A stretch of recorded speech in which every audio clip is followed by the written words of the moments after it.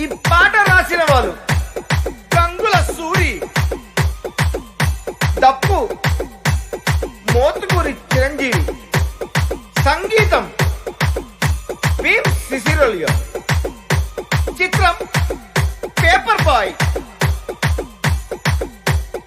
మా పాట విన్న 60 ఏళ్ల మున్సరి అయినా 16 ఏళ్ల పడుసు పిల్లలాగా ఆడాలా.